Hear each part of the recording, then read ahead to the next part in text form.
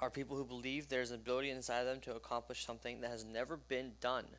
Though they may not know exactly what they can do, they try because they believe they can accomplish something. So how high can you jump? Miles recollects a story. He says he remembers the day he found out that he could jump really high, about 8 feet high. He says now he can't jump that high intentionally, but he did it once when he was a little boy. He says there was a lady who lived behind his house from whose fruit trees we would occasionally feast and help ourselves on. He says when we were little kids, we would crawl under the fence, and one day while I was on her side of the fence, her vicious dog suddenly appeared. He had just touched the ground, touched after the climbing the tree. As he carefully considered the distance between the fence, the dog, and himself, Miles knew he had to make a run for it. So he ran toward the fence with the dog close behind him. And as the fence came closer and closer, all he could say was, "Oh God, I'm dead." He said all I could think was jump. As I left the ground, my heart was pounding and my chest felt like an arcade full of shouting people. He was so afraid, Miles says. And when he landed on safely on the other side of the fence, when he turned around and looked at the dog, he was barking angrily because he couldn't get over the fence, and he thought to himself, "Yeah, good for you." Suddenly, he became proud, very proud, because Miles had gotten away from him. But when he started to realize what he had done and looked at the fence and thought, "How did I do that?" he thanked God for the dog. And I thought this was a really cool story because this reminded me of something very similar when I had a dog. I had a situation where my adrenaline just it kicked in, but at the same time I was like saying, "God, oh God, like please help me. Like I really don't want this happening." And it was a situation that I didn't think I was ever gonna be in. And when we had a run, it was the fastest I've ever ran in my life. Like I was surprised as a 13-year-old kid, I was sprinting faster than the average kid was able to sprint at that time, and I was just gone. It took like if I were to normally run, I definitely don't think I would have made that amount of time to that spot as quick as I would have. But because of that moment, I was in that moment of fear, and I said, "God, like, please help me. Like, this is scary." And I just sprinted. I got to where I was trying to get so fast that I was absolutely surprised, and I felt like I was like, "Did God just like speed me up or something? Like, what just happened?" But in that moment, Miles says he was a blessing in his life. Even though that dog was chasing him, it was a blessing in his life because he never jumped that high before, and he had never have since. But at least he knew that he did, right? He discovered that there's a lot more potential in him than he realized. And it's the same for everyone. You aren't doing more because no one has challenged you. He said he wants you to take from the realm of waiting to people to challenge you and encourage you to challenge yourself. So don't wait for a dog to teach you how to jump. Jump by your own challenge. Don't just look at life and say, "Well, I'm going to wait, right, until a demand is made on me, and then I will produce." Because remember, we talked about demand. God places a demand on your life. He places a purpose, and when He places that demand and purpose in your life, He will help you to show you where that purpose is at. So He's saying, don't just wait for something to be demanded. You need to go out and challenge yourself to find the purpose that God has laid out for you. But then He says, "Tell me to come." The story reminds him of a young fisherman who decided that I'm going to go take a chance to try to walk on water, right? Peter. So one night as the disciples were crossing Lake Galilee, it was hard rowing. They were blessed. They were being tossed about by the waves because the wind was against them, right? As they struggled, a man came toward them walking on the water. In fear, they cried out, "It's a ghost." Remember, the disciples were scared. They had no idea who was walking on the water. But then only when he spoke to them did the disciples recognize that it was Jesus. And Peter said, "Lord, if it is you, tell me to come to you on the water." And that was in Matthew 14:28. And he says, when Jesus said, "Come," Peter, what? He stepped out, right, in faith. He just stepped out. Peter challenged himself when Jesus said, "Come." Because he didn't wait for Jesus to say, "Peter, come out," right? He asked Jesus first, "Jesus, if it is you, tell me to come on the water." And he did. Miles says he believes every one of those disciples could have walked on the water. They all had the potential to, right? And the potential was in them just like it was in Peter. But only Peter succeeded because only Peter decided. They said, "Yes, If you challenge me, I'll take your challenge, right? So because he said, God, he said, Jesus, if you want me to walk, if you want me to come out to you, tell me so, right? And because he said, let me come out to you, the Lord, if it is you, tell me to come in the water, Peter challenged himself. And in that moment, he challenged his faith. And because of that, and when Jesus saw that, he said, come. See, every disciple had the potential. That means just like everyone else in the world, if we were all in the same shoes as Peter, we all in that moment had the potential to step out of that boat and walk to Jesus, right? But everybody sees Jesus, but very few ask of Jesus. Miles says, he says, tell me something to do, give me something to challenge my potential. So men and women who are assets to the world and bring change for the better are those who give their potential to something to maximize it.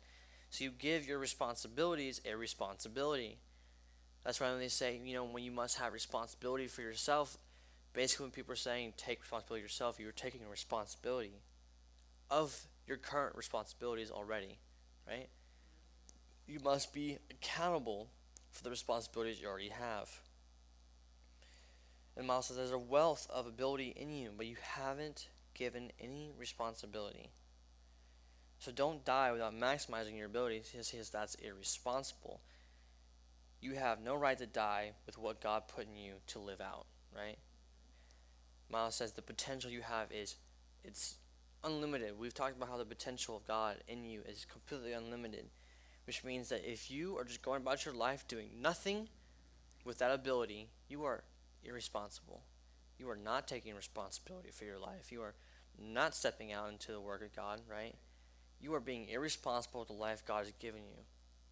And just like how we've talked about that God just rewrites, he will rewrite your story when you've made mistakes, but until you realize the mistakes you have made and truly come to God to tell him, hey God, I see the purpose, the plan you have laid out for me, and I'm going to live that purpose, that plan. I'm going to fulfill my life. I'm going to maximize my potential, right, to the fullest.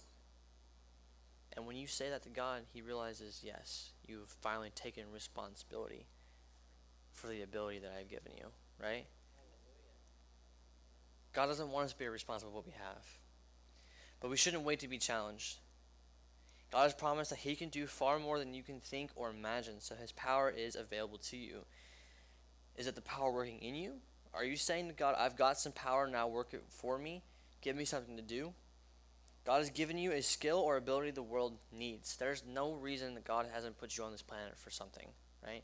There is some skill God has already laid prior in you before you even realize it. Just like how there are some people who have natural, amazing talent when it comes to sports, right? You're like, hey, how come you're so good at it? Well, I was just born that way. I was just naturally gifted that way. That's because they don't realize that their purpose probably was to get to that point and become that kind of person, right? People who are just naturally talented in something are because that's a gift that was already laid prior in them, right? See, if I would have just pursued soccer like I should have just pursued soccer when I was growing up, before I got out of high school and everything, I probably would have pursued actually playing soccer in college because I had a very amazing, a natural ability to understand how to play soccer. But because I didn't see if that potential was true and I gave up on myself and I didn't believe, right? I lost the opportunity to truly play for a team, and now I can't just go to college and try to figure stuff out or try to play soccer. I'm not, at the moment, there's no way I'm good enough to even compete with some of those people because I just haven't pushed myself to learn because I didn't challenge myself in my own belief to think that I actually could do it, right? So if I would have just waited and said, God, challenge me, right? Instead of sitting around and not asking God to challenge me in some way, that would have made a difference. So just like how people realize their natural gifts, some people realize how gifted they are in certain things, and they'll push for it, right?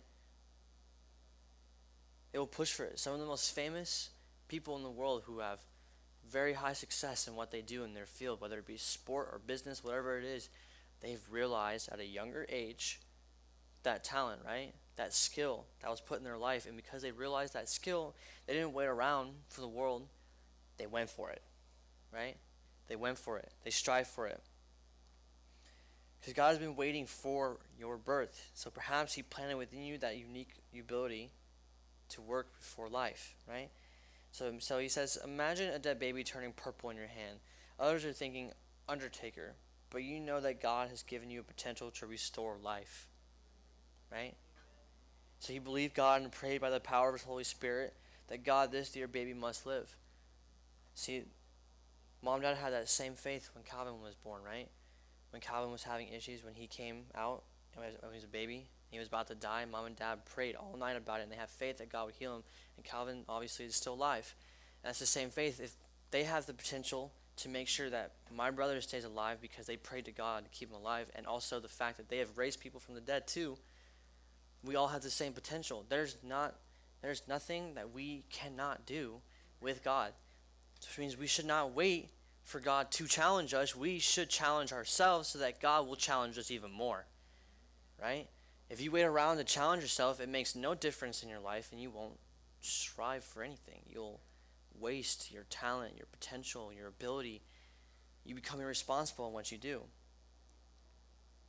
So even though someone might overhear what you're saying and make you, that makes your prayer all the more difficult sometimes when you're praying for people, right?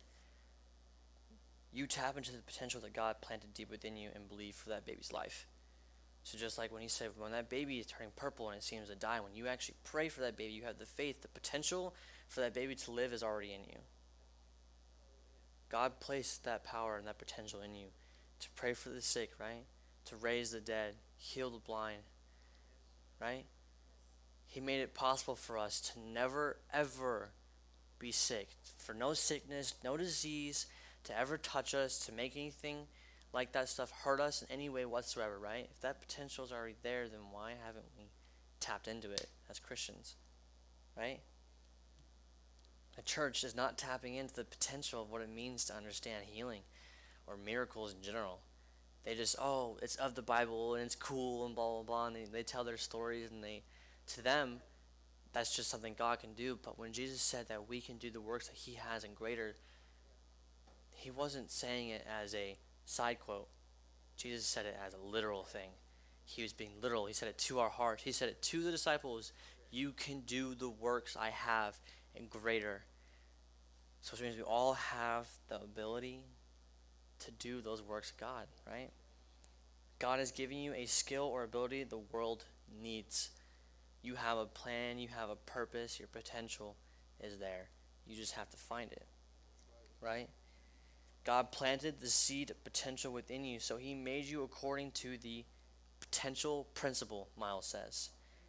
Like the rest of his creation, you don't waste that gift. You give your potential some responsibility. So you must not be irresponsible with the ability you have, right?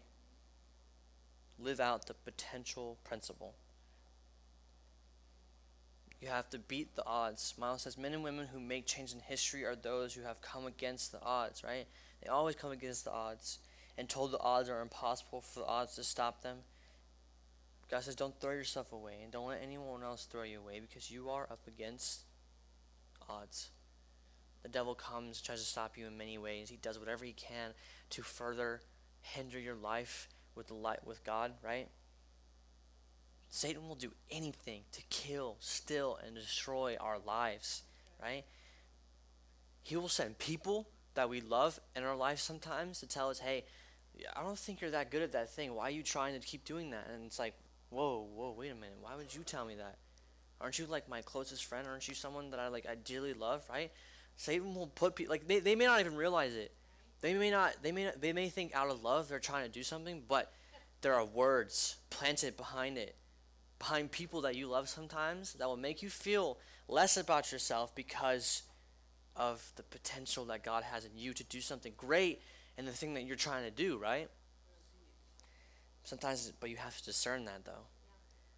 You can't let that hurt your heart. We've already talked about it in the book. You can't let people destroy the potential you have.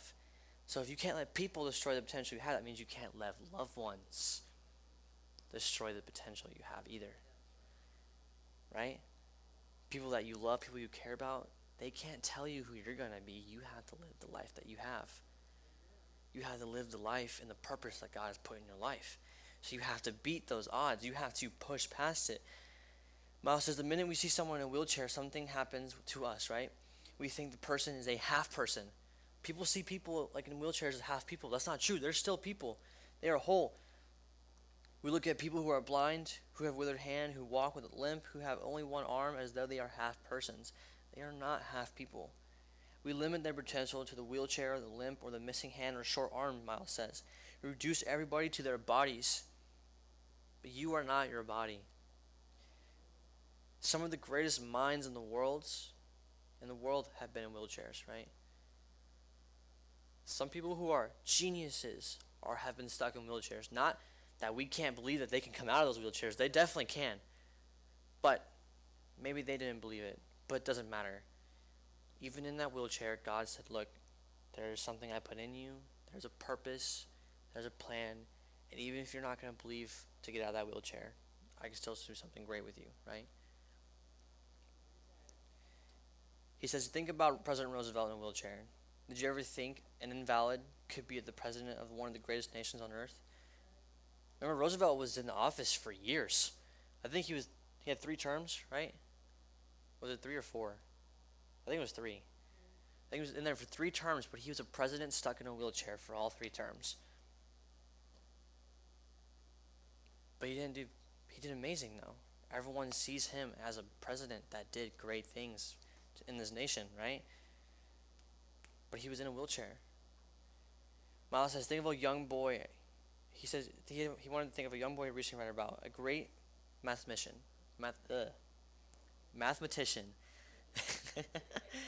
He's suffering from a disease that destroys his bones. He's just sort of fading away. And he says, you should see him. He looks ugly compared to what we call beauty. His glasses are falling off his side because his face is falling in. His nose is almost gone. His teeth are all messed up. His whole body is warped. He can't write. But they say he has the greatest mathematical calculations of our day. This kid is a genius. But he doesn't look like any of us. He's so different. He has problems, so many. And sometimes that makes me wish that I was talking about something last night with someone who said that he wished someone just told Jesus they loved him. And it's the same thing for this kid. Someone should have prayed for him. Someone should have showed him the love of God. Someone should have done something, right? And maybe he wouldn't have stayed that way his whole life. But professors come to this kid's desk. They sit at his desk and they write everything he says because of how smart he is, how mathematically genius he is. They are developing mathematical books for universities from his brain in that chair. His illness has not destroyed his potential. His genius is not affected by his physical appearance. He's a young man who is beating the odds by using all the formulas God stored within him. He is naturally just amazing. Mathematically amazing. People who live their whole lives studying that stuff, wrote books, right? Taught classes, universities, are going to a child for mathematical equations to learn from him because they recognize, right, his potential. So just like God recognizes our potential, what can we do with what God recognizes, right? If these people can recognize a child's mathematical ability, God recognizes how amazing the ability is within us, right? So we need to live out, beat the odds, and say, hey, God, show us that purpose. Show us what you're wanting to figure out with us, right? Show us the potential we have. But Miles says, suppose you end up in a wheelchair next year with all the brains you have right now. Are you going to quit? Well, obviously, I would honestly say no. But I'm also going to pray for myself to get out of that wheelchair. I'm not going to be stuck in that wheelchair. I will demand healing. I'm not going to let myself be stuck to that. You know what I mean? That's, if God can make me whole, perfect, healthy, right? I would love to have that geniusness while also being able to get out of that wheelchair, right? Miles says, is your dream related to your body? He says, no. Don't say no too fast. Some of you would just quit and get totally depressed and say, get sad. You'd say, "Oh, life didn't work out for me," and you'd all allow the dreams you have right now to die in the chair, and many people would, right? Their dreams, their life, their goals. If you got paralyzed for life, that people would give up on it right now.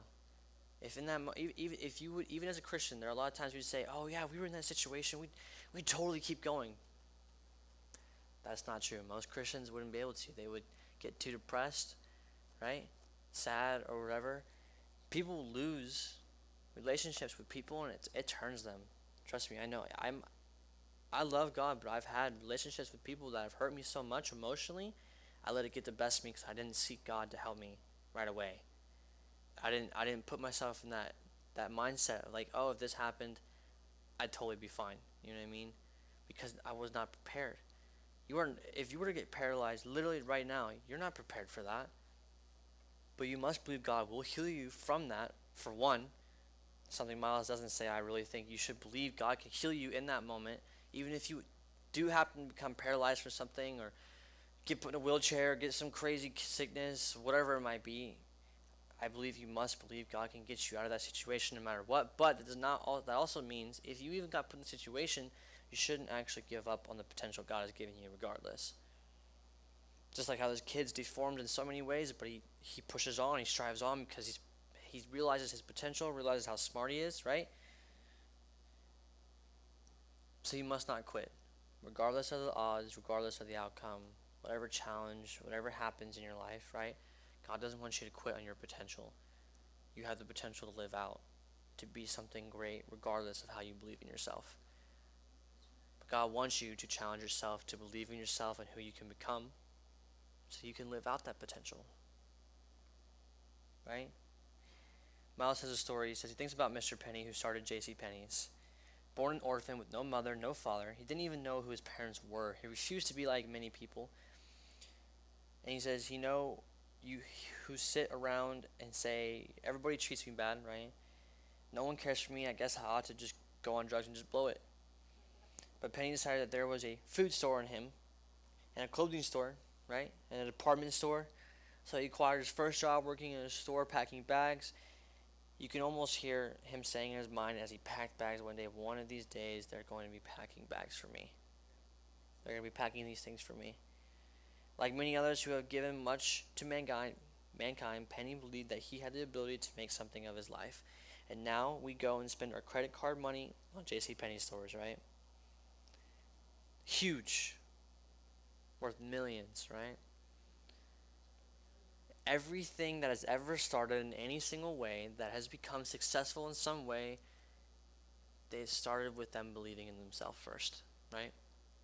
They challenged themselves in some way. Whether they believe in God or not, God has placed the potential in these people to believe in themselves to make a difference. So some of these people, even without God, recognize the ability and the potential they have in life. So as Christians, why aren't we able to do the same thing? If we are the ones who have God, we're the ones that believe in God, we're the ones who have faith in God, how come we aren't living our potential? How come most of us are just sitting around in church every day not doing anything about our lives? Because we're just going every day saying, oh, I live my happy, dandy, good Christian life. And it's like, oh, that's cool.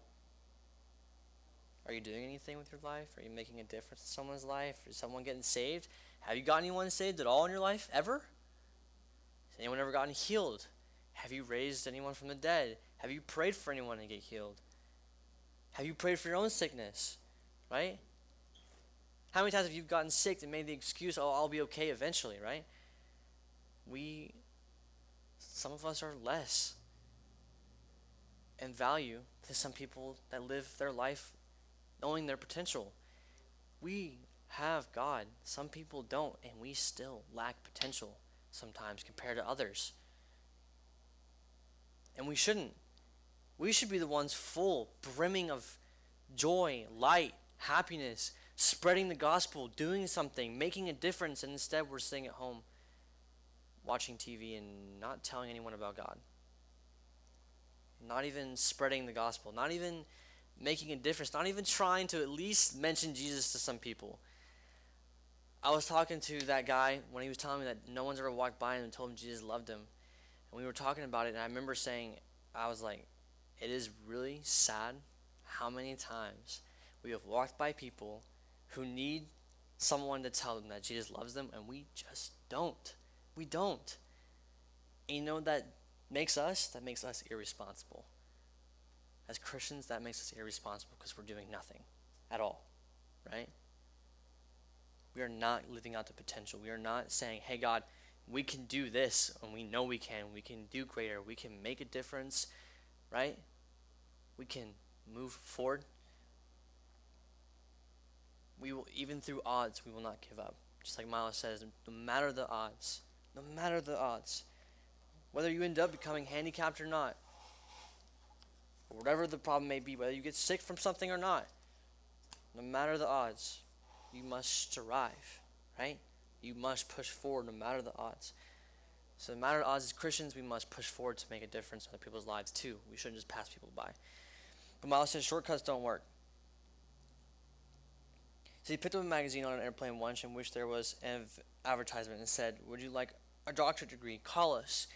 Miles says, I often read these advertisements and wonder how many have called them. If I did not realize that you cannot get something for nothing, I probably would have called them too.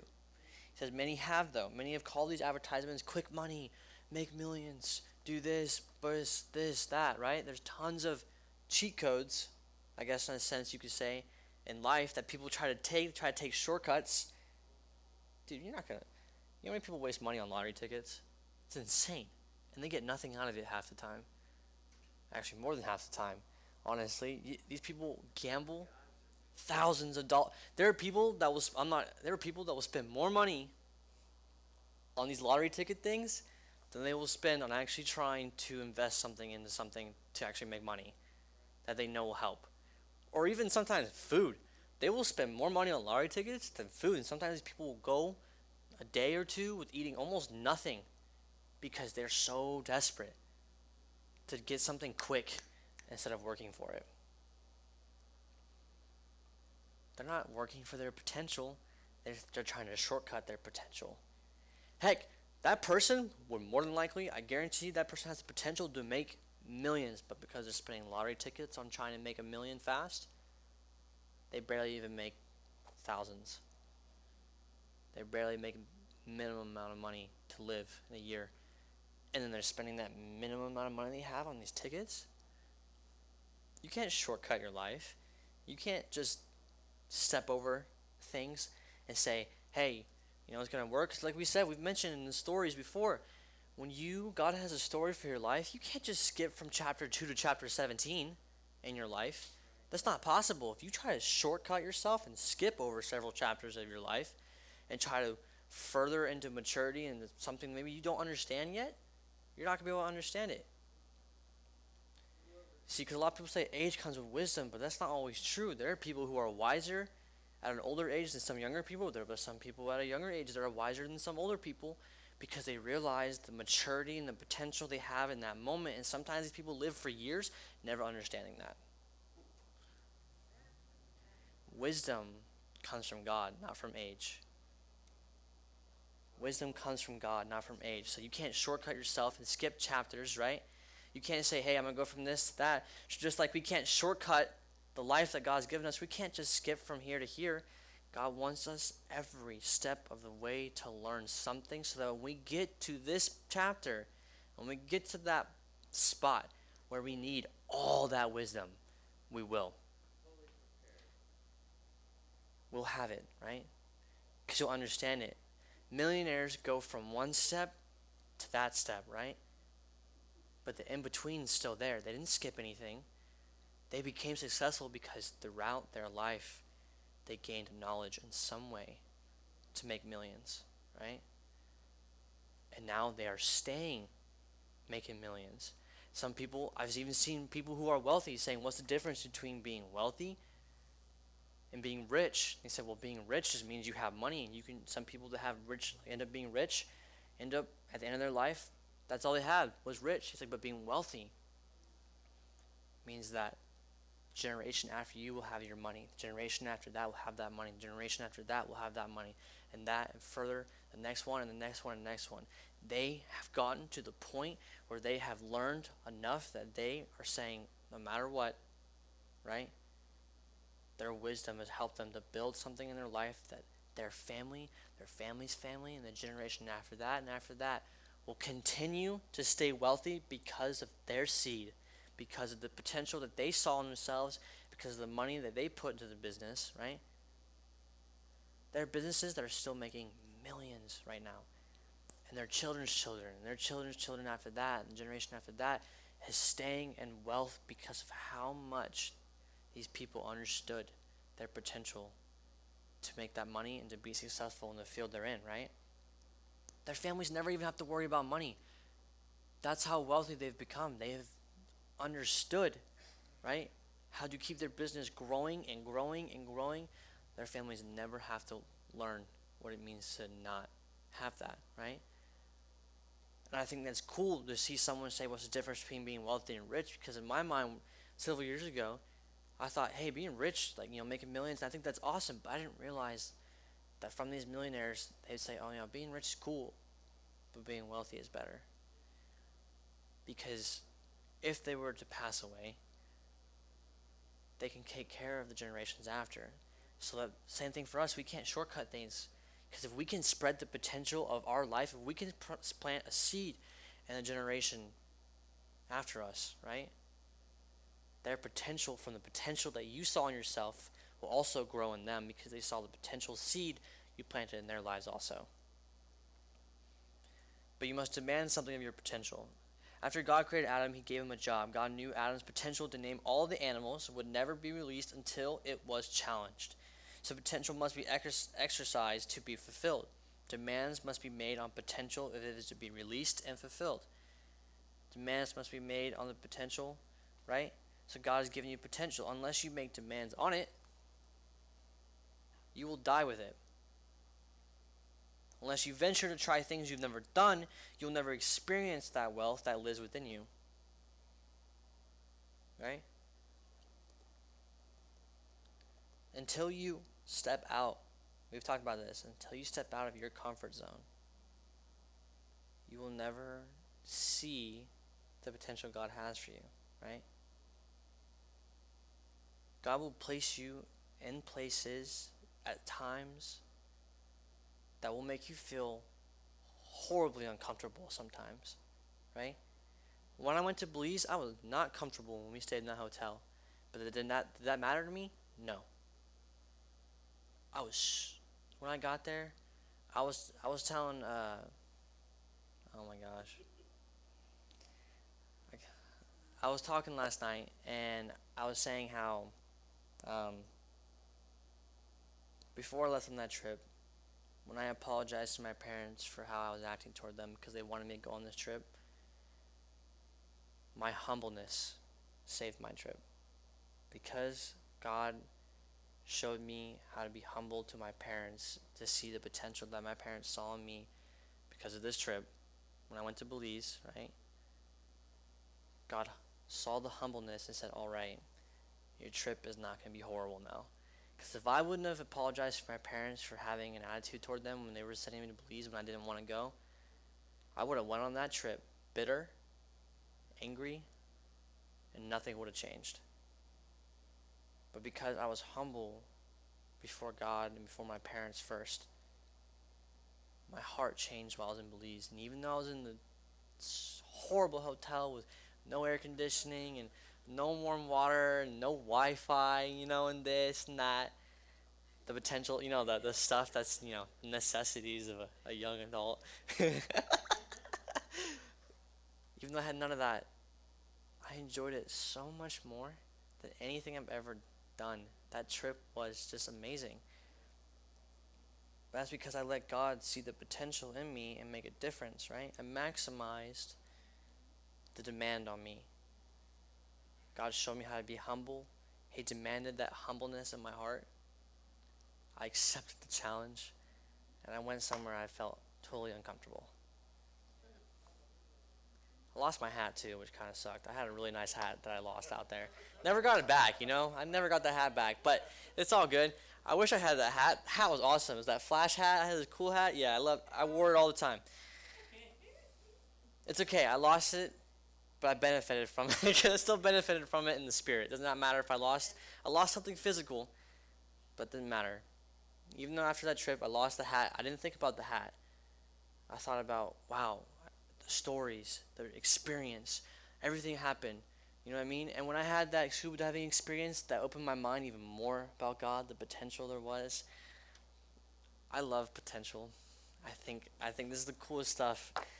Having been able to talk about it because it's just so where I love to be. I so love being involved in this kind of stuff. But Miles says potential must be exercised to be fulfilled. I'm kind of going off. Sorry.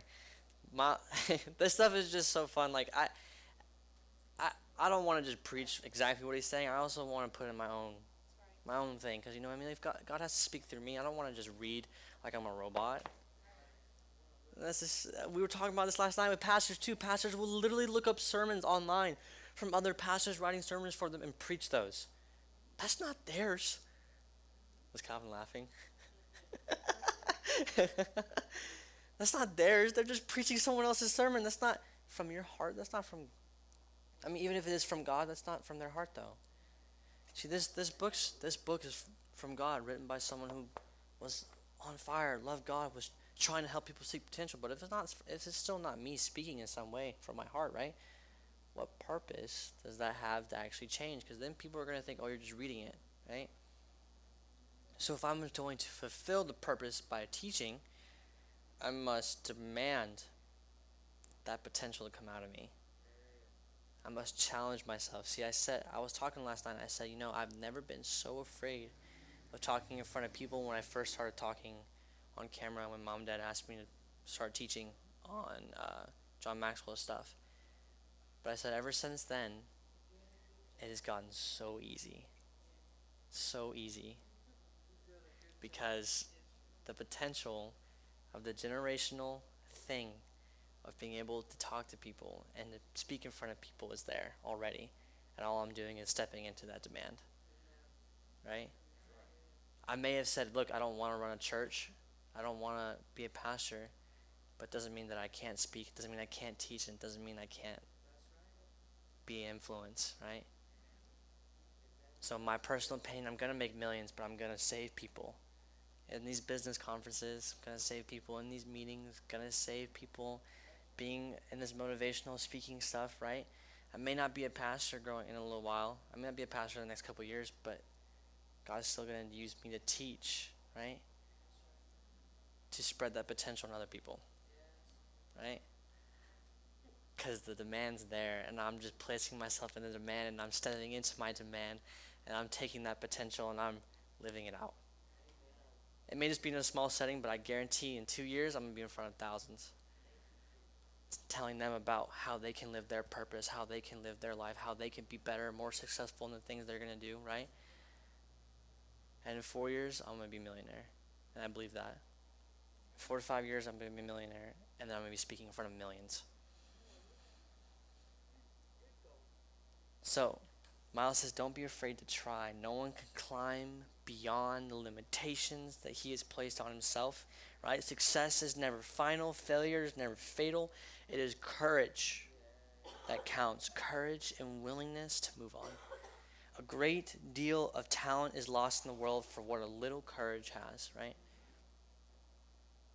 Every day sends someone to the grave. Obscure men whom fear and timidity have prevented from making their first attempt to do something, right? Never tell a person that something can't be done. I will never, ever tell my siblings, especially my younger siblings, that they can't do whatever they want to do.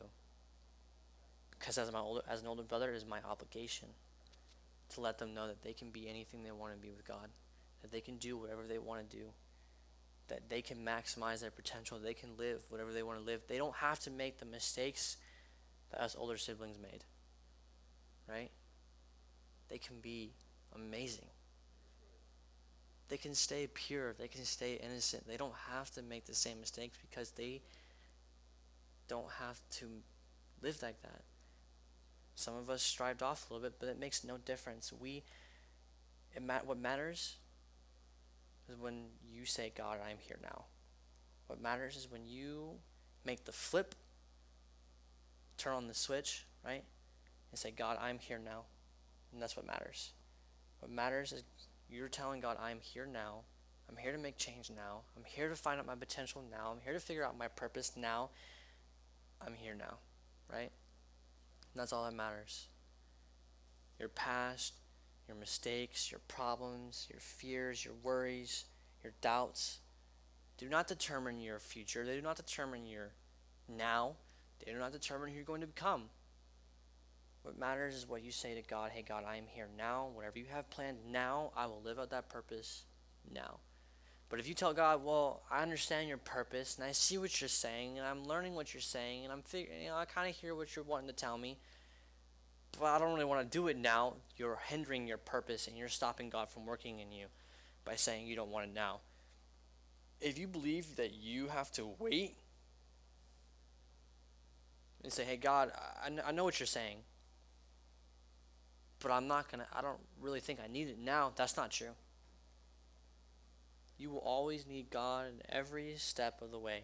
So if you think that you don't need God now, you're not gonna go down the path God wants you. You're not gonna go down that plan God has planned for you. You're gonna strive off the path because you don't think you need him now. You're not telling God I'm here right now. You're not telling him, hey, I'm here to make change. I'm here to succeed in what you have for me. You're veering off the path.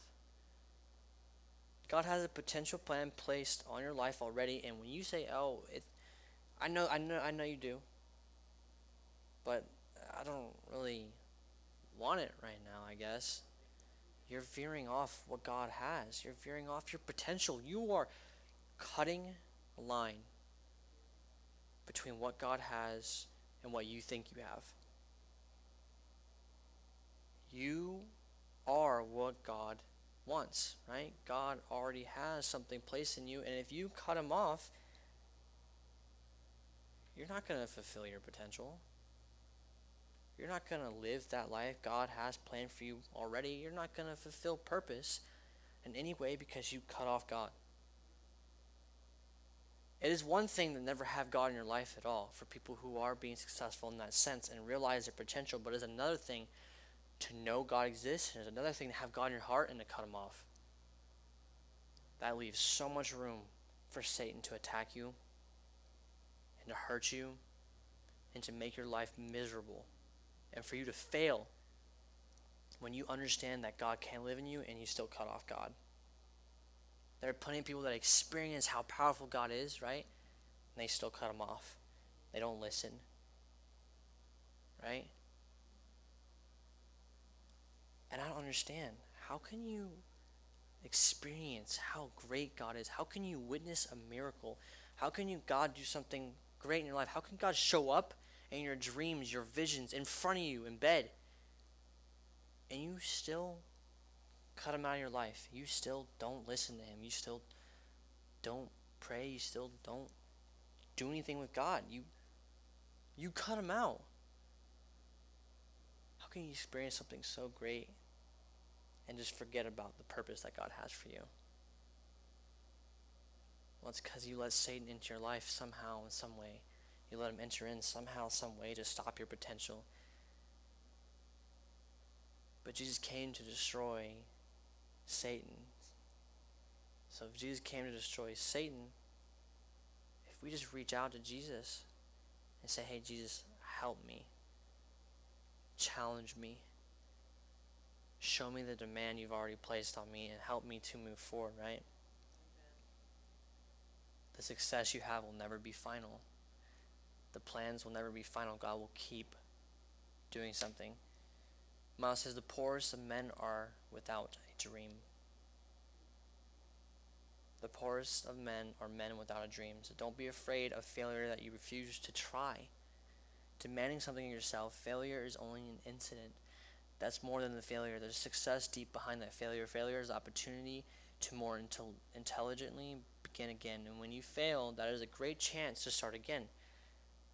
Learn from it now and move on. So don't be paralyzed by failure. See, fear, failure, loss, all things in that realm of Satan, the things that are there to hinder you, They're not final.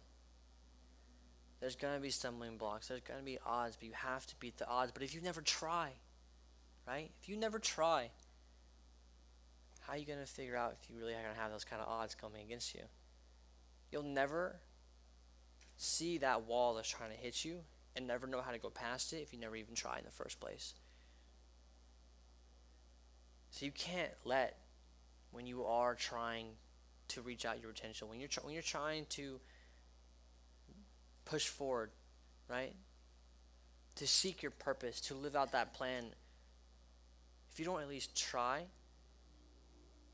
and when those odds come against you, you don't at least try to beat those odds, you're giving up on yourself and your purpose. So you can't be paralyzed by failure. Push on. At least try. Give it a go. Let God help you, because I guarantee if God helps you, if you let God help you, right, beat the odds, you'll do even greater once you beat those odds. You'll push past the limit, and no odds that come against you ever again after that will ever push you away, because you realize the first time you beat those odds with God was so easy that the second time is going to be easier, the third time even easier, and the fourth time it won't even matter. You're going to walk by it and be like, oh, that's a wall? Shoot, I didn't realize that was there. And you walk by the next wall, you walk through the next one, and the next one. All of a sudden, you're just shifting through it. You're not breaking through a wall no more. You're just shifting through those walls. Those problems they're no longer stumbling blocks. Satan will no longer become a stumbling block. It'll be easy to fight against Satan because you realize how great God's potential is in you, because you're living that life that God has set, right, before you. The potential before you. See, if Jesus can live and dwell in you, and Jesus stomped out Satan, right, then how easy is it for you just to break through a simple wall? It shouldn't be that hard to break through a wall. Satan is under our feet already. So if he's under our feet while we're walking, you're already stepping on Satan constantly. So how come a wall is stopping you? Because you're letting Satan out from underneath your feet and stand in front of you, in front of that wall. Satan's in front of that wall. So now you're no longer just facing the wall, you're facing Satan and the wall, because Satan's not underneath your feet. You've let Satan dictate your potential. So until you let yourself walk out the purpose of Jesus, right, and keep Satan underneath your feet, you're going to keep hitting a wall where Satan's standing there. And until you remove Satan out of the equation, you're not going to walk through the wall easy. You're going to struggle. And it's going to be hard. But you have to figure out how to push Satan aside and then say, look, wall, you're not an issue anymore. And you'll just blow right by it. And it won't matter. See, one good thing about failure is that it is proof that you tried at least. The greatest mistake you can make is to be afraid of making a mistake. The greatest mistake you can make is being afraid of making one. So people who do nothing in life are usually people who actually do nothing. They do nothing. They don't strive. They don't push on. They just do nothing.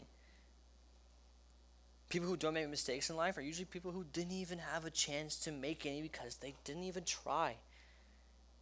They didn't let anything there in the first place. They didn't even give the opportunity for the wall to at least be there, to be like, hey, I'm going to push past the wall. They sat on their sofa and just watched everything else. They watched everything else.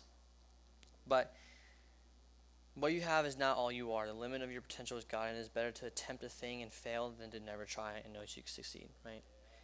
So in this chapter, believe there's potential in you to accomplish something worthwhile. Unless you use your potential, you will never realize how much ability is actually inside you. Jump by your own challenge. Don't wait for someone else to challenge you. Don't let the odds that are against you stop you from fulfilling your potential. Shortcuts negate your ability. And the last one, don't be afraid of failure that you refuse to try. Okay. So, God, I thank you for everyone watching. I thank you for everyone here, God. I pray that the potential, the plan, the purpose, the reason behind what you want us to do, God, becomes fulfilled. That nothing, no way, no block, no challenge, no failure, nothing stops us.